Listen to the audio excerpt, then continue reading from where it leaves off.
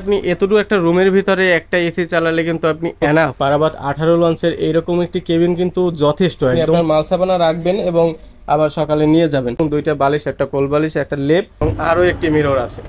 দর্শক আসসালামু আলাইকুম, সবাই কেমন আছেন? আশা করি ভালো আছেন, অনেক সুস্থ আছেন। দর্শক ইতিমধ্যে আমি আছি পারাবাত 18 লঞ্চের একদম ভিআইপি কেবিনে চলে আসলাম। আপনাদেরকে আজকে পারাবাত 18 লঞ্চের যে কেবিনগুলো আছে এবং কয় টাকা ভাড়া, কী সুবিধা, সব কিছু দেখানোর চেষ্টা করব। আমার সামনে যে কেবিনটা আছে এটা হচ্ছে বিলিজ।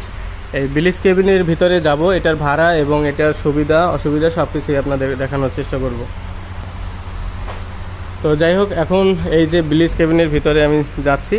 প্রবেশ করার সঙ্গে সঙ্গে কিন্তু পরিবেশটা কিন্তু অনেক সুন্দর, আমার কাছে খুব ভালো লাগছে। ভ্রমণের জন্য কিন্তু পারাবাত 18 লঞ্চের এইরকম একটি কেবিন কিন্তু যথেষ্ট, একদম অনেক যথেষ্ট। এখানে এসি আছে, একদম দেখতে পাচ্ছেন পুরোটাই। আপনি এতটুকু একটা রুমের ভিতরে একটা এসি চালালে কিন্তু আপনি এনাফ, একদম এনাফ। তো যাই হোক, এখানে আবার খাসা ফ্যান দেওয়া আছে, যে এসি চালাবে না সে কিন্তু আবার খাসা ফ্যান চালাতে পারবে। অথবা এসি একদম টেম্পারেচার যদি হাই থাকে, অল্প ঠান্ডা হয়, এর জন্য আবার ফ্যানের ব্যবস্থা। এখানে আছে হচ্ছে একটি এলইডি টেলিভিশন, যেটা আপনি চাইলে দেখতে পারবেন এবং না চাইলে বন্ধ করে রাখতে পারবেন। আছে একটি মিরর। যাই হোক, দেখি আমাকে কেমন দেখা যাচ্ছে। আজকে আমি শার্ট পরে আসছি, যাই হোক শার্ট পরায় অভ্যস্ত না, যাই হোক তারপরও পরেছি।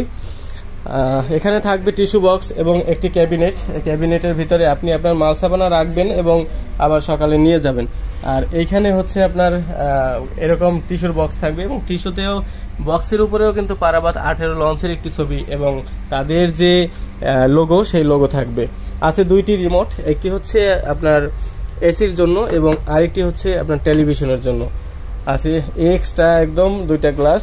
আপনাদের অবশ্যই এখানে যে বয় থাকবে, কেবিন বয়, তারা সবকিছু দিয়ে থাকবে, তারপরে এক্সট্রা গ্লাস দিয়ে রাখছে, পানি দিবে।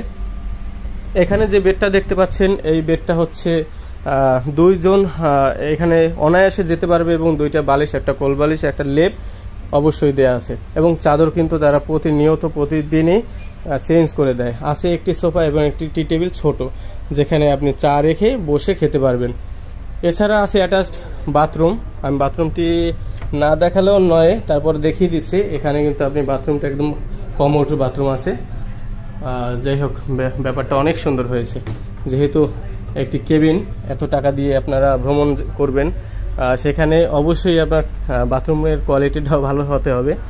বাহিরের মনোরম দৃশ্য দেখার জন্য আছে আলাদা একটি ব্যবস্থা, যেখানে আপনি চাইলে এখানে খুলে ভিতরে যেতে পারবেন। এখান থেকে আপনি বাহিরে